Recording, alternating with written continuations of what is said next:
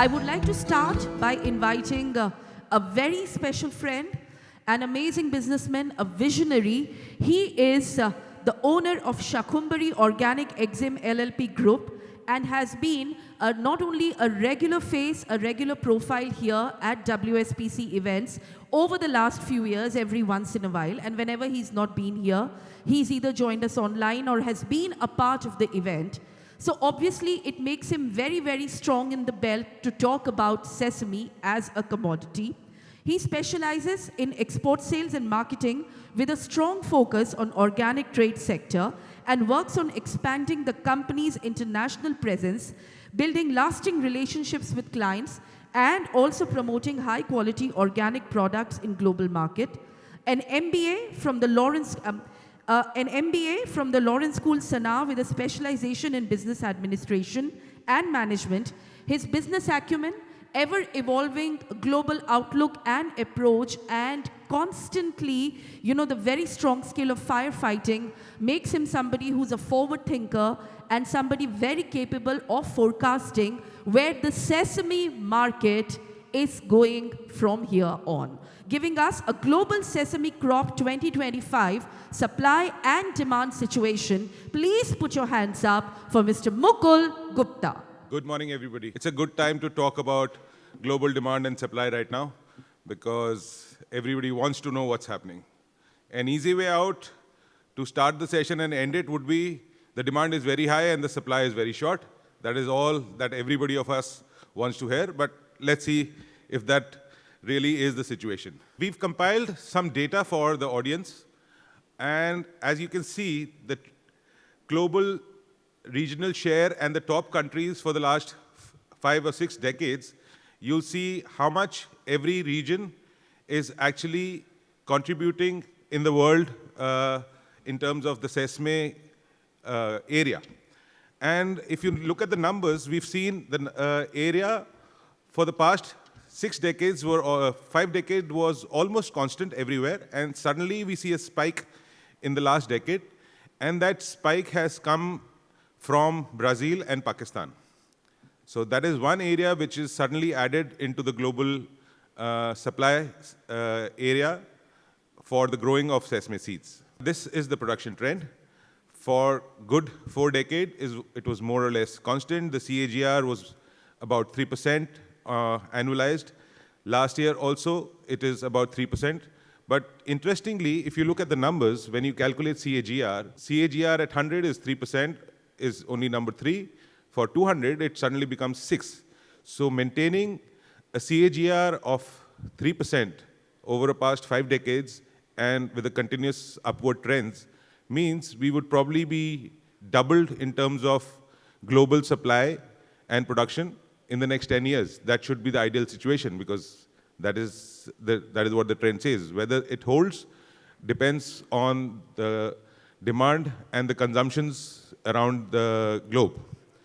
In this chart as well, you see in the last decade a sudden spike, and the numbers from the others section, if you notice, has gone up from a constant 500 and 600,000 tons to about 240,000 tons to 2,200 tons. That is mostly, again, Pakistan and Brazil contributing to the world market. This is the trend and the yield. Yields, as you know, have been very low. If you look at the numbers there, apart from China, the yields globally have been very, very, very poor. This is something which the whole industry needs to work on.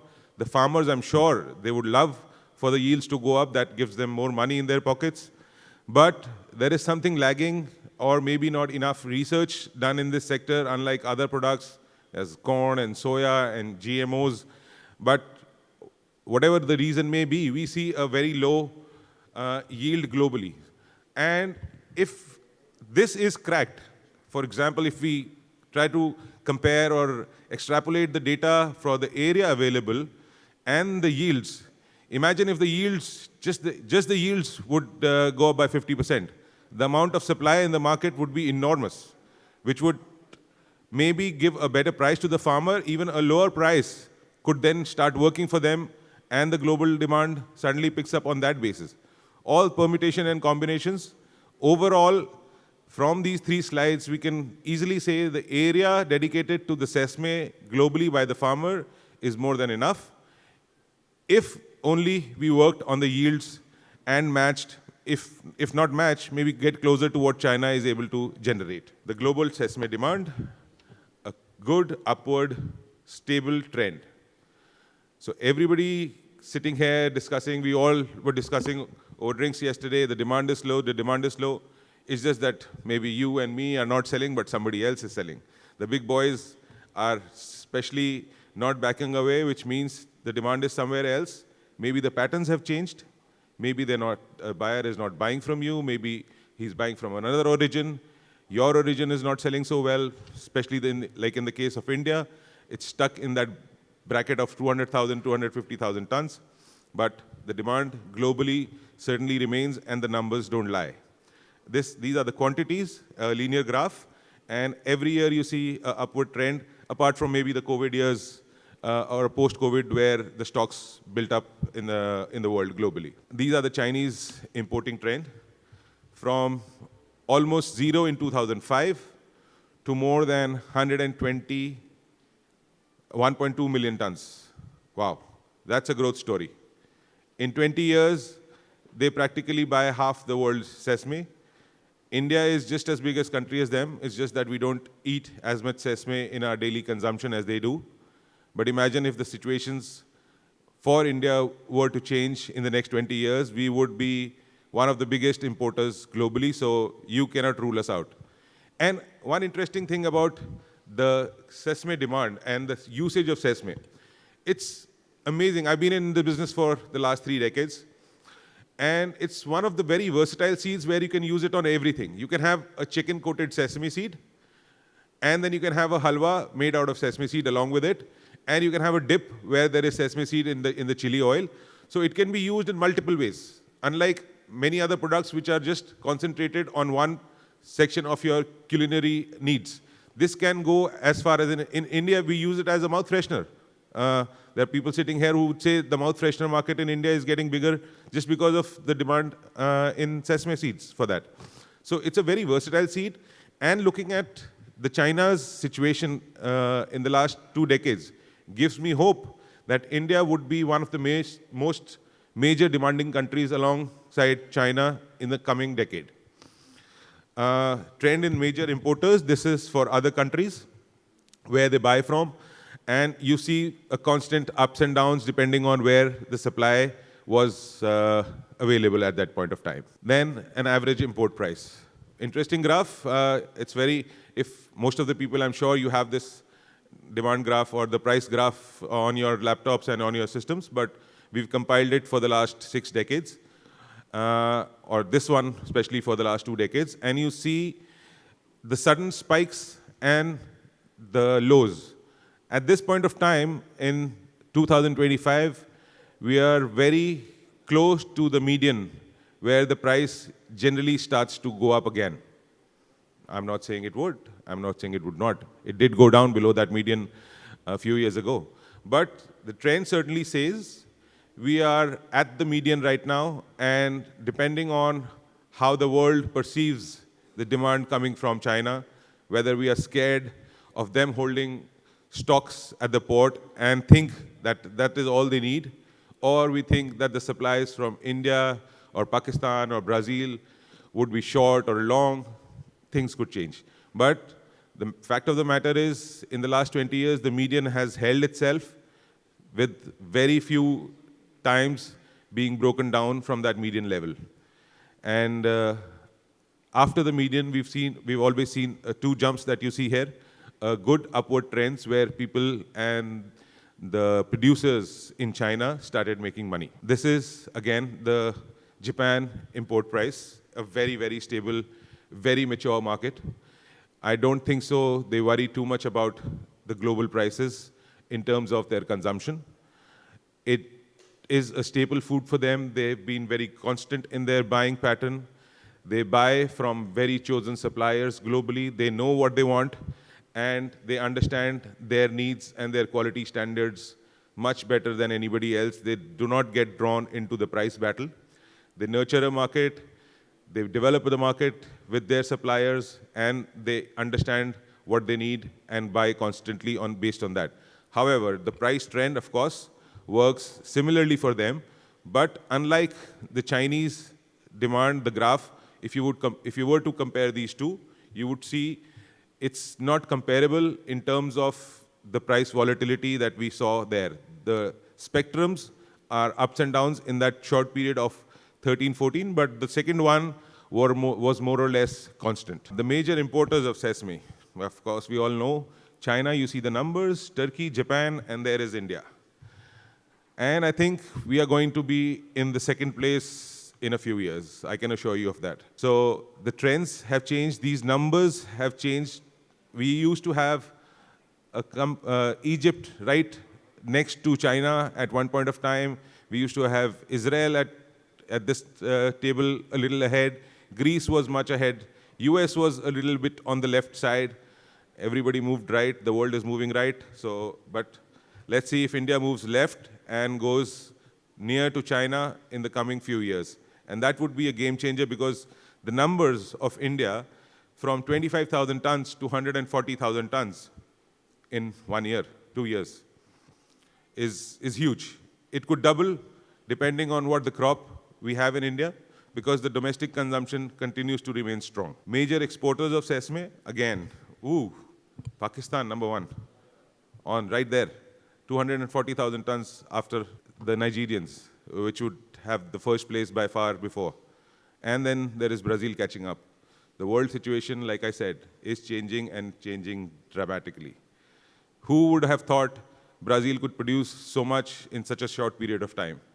And the timing itself is very important. The world from 2 crops a year has suddenly moved to almost 6. Every 3 months we have a new origin coming. Every 6 months we have a situation changing globally depending on the supplies. And China, in their own, they perceive the new seeds to be slightly better than the old ones. And why would they pay the same price for the old sesame from any origin for that matter when a new one is available? So their demand and supply also changes because of these sudden 3 months quarterly changes globally from the supply side. Pakistan and Brazil come in at a very crucial time in the world, which was never available till a few years ago. We would have an Indian summer crop or maybe Tanzania and Mozambique, and there was a big gap till the Indian October winter crop came in. And that is when everybody decided that they wanted to step in for their long positions. Now, there is a gap filler in between, and it's bigger than what India could ever supply to them. So the major exporters, I believe, in a couple of years, who have a chance to even grow these numbers are Pakistan and Brazil. Of course, India can add to these numbers. Let me just go back to this.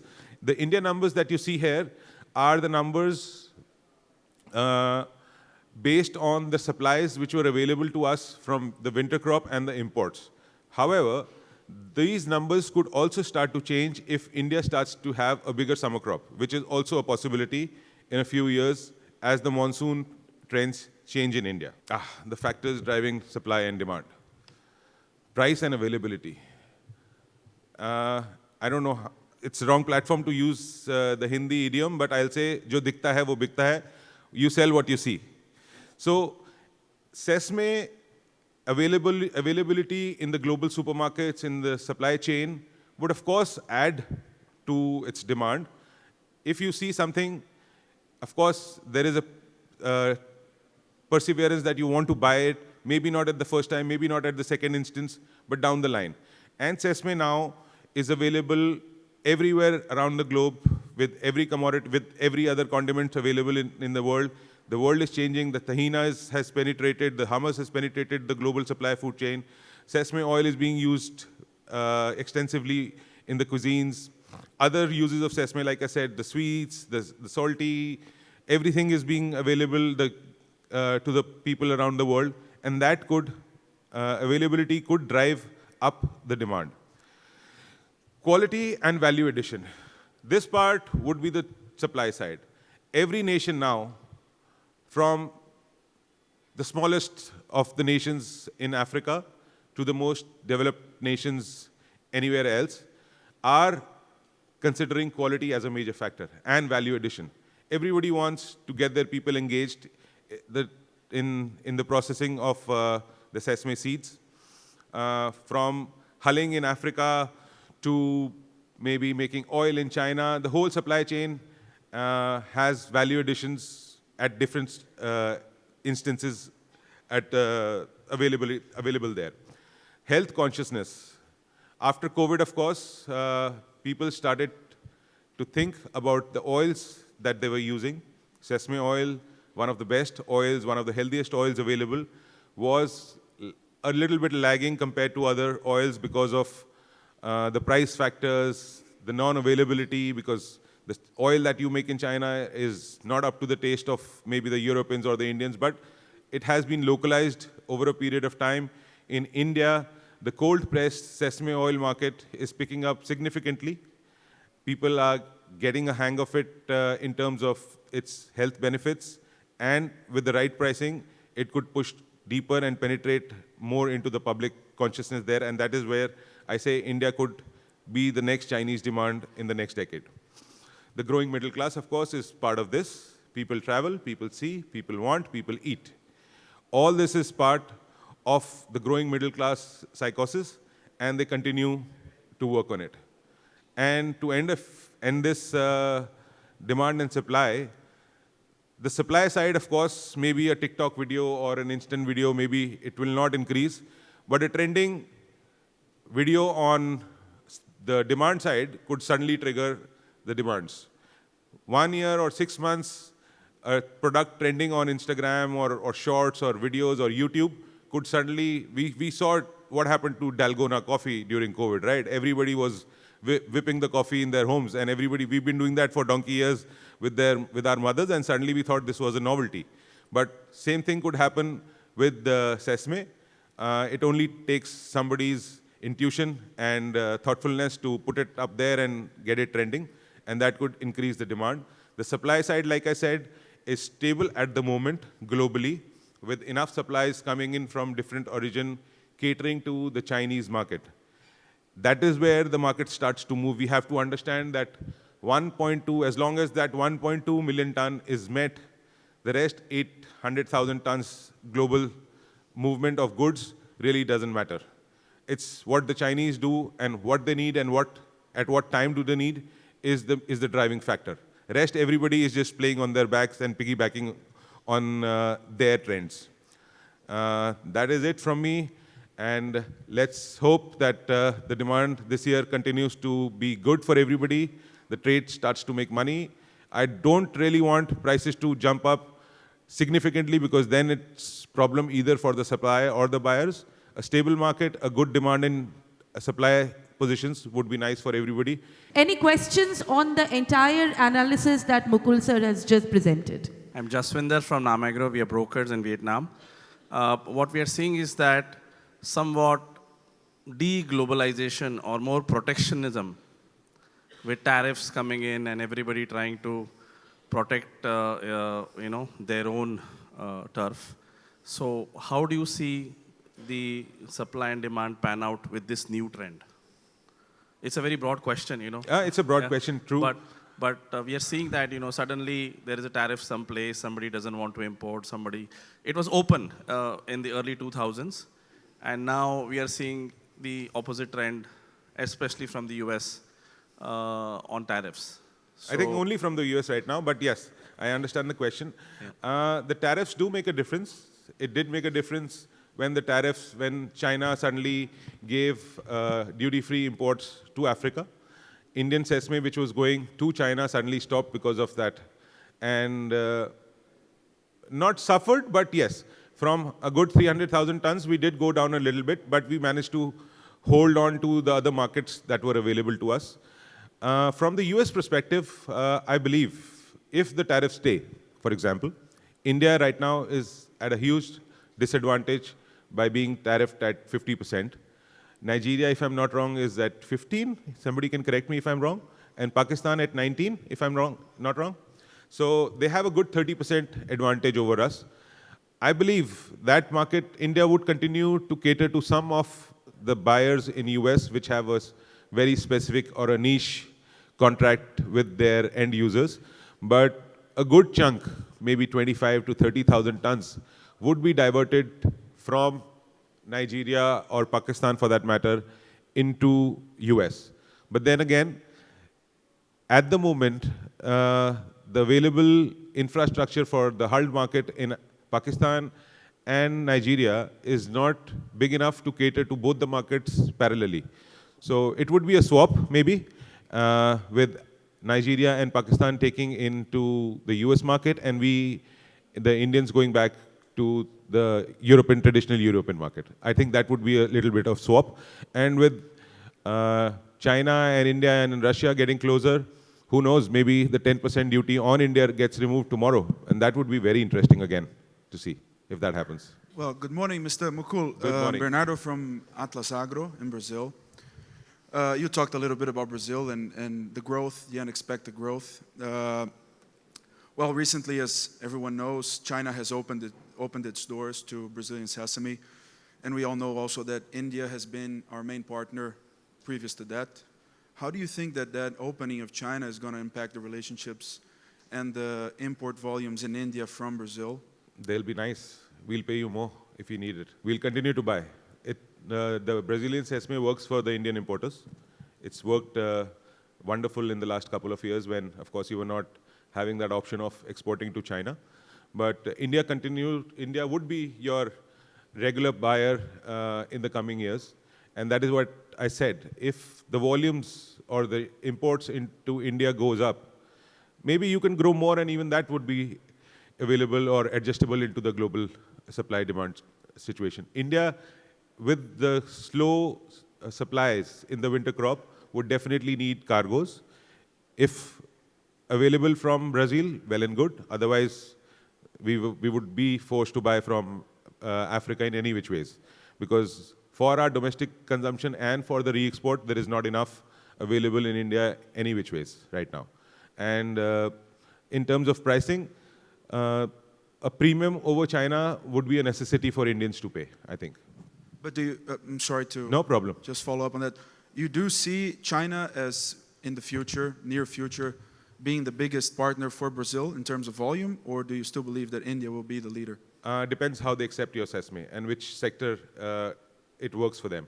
Because from a 1.2 million tons import, they have different sectors where the seeds of different countries go in. They buy Gedaref at $1,400, $1,500 paying a premium. And then they want the cheapest from the Somalians as well. So they have a different market segment for every origin. They figured it out well because the quantity is so huge. And where you fit in would determine how much volumes you can actually push into China. So just because you have 400,000 tons or 300,000 tons doesn't mean China will take it all. Maybe their supply chain for which specific purpose it's needed is only 150. So that's the cap that you have there. Maybe they will not take more than that. Even if you give a good price, they will not take it. And then the rest probably could be taken over by some other countries like India or somebody else. Enjoy the sessions and welcome everybody to Istanbul. See you next time. Thank you. Bye-bye.